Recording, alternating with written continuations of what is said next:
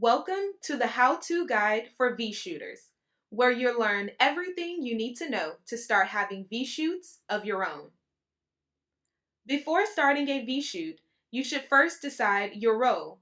Just as in a physical photo shoot, there are two roles to choose from, the photographer and the V-model. The photographer is the user that will be capturing the photos, and the V-model, of course, is the user that will be posing for the camera. So now that you've decided your role, there are four main steps to take in order to begin your VShoot. First, decide who you are going to have the VShoot with. In other words, if you've selected your role to be the V model, who will be the photographer, and vice versa.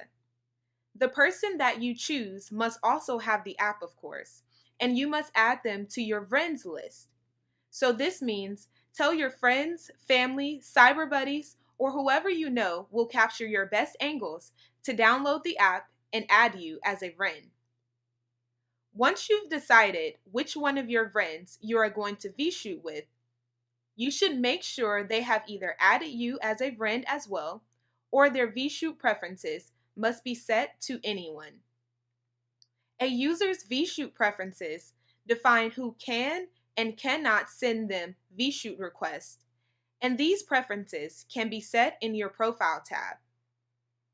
There are two options for VShoot preferences: only friends or anyone. The default is only friends, which means that only people you have added as a friend can send you VShoot requests. So if someone who you have not added as a friend tries to VShoot with you, the system will give them an error saying that you only accept VShoot requests from your friends and that you have not added them. Changing your VShoot preference to anyone, on the other hand, will allow anyone to send you a VShoot request after they have added you as a friend, even if you have not added them back. Okay, so now you've chosen a friend to VShoot with and made sure you will actually be able to send them a VShoot request. At this point, you should contact that friend directly to give them a heads up that you want to VShoot with them. If you have their number, you can shoot them a quick text to see if they're free to VShoot at that moment, or asking them when would be a good time. If they're a cyber buddy, to contact them, you could send them a quick DM. Okay, so now let's say they're free to VShoot with you right now, or it's the time you all have agreed on to have the VShoot. In order for your friend to receive the VShoot request from you, they must be online, which means they must have the app open and be logged in.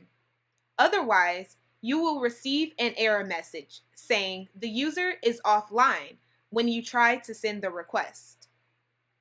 And the last step before beginning the VShoot is to make sure the V model's phone is in a stable positioning, ideally on a tripod. So, if you've selected the role as a V model, make sure you've done this. Now we're all set to start a VShoot. Let's get into it. User Candace has decided that she wants some photos taken, but she's alone and has no one reliable around to take them for her. So of course, she's going to have a VShoot. Since she'll be the one being photographed, she'll be the V model, and she's chosen her friend Jay to be the photographer because Jay always captures really great photos for her. She's already spoken to Jay, who's agreed to have the VShoot with her, and reminded Jay to get online. Now Candace opens the app while Jay gets online. Both users now have the app open.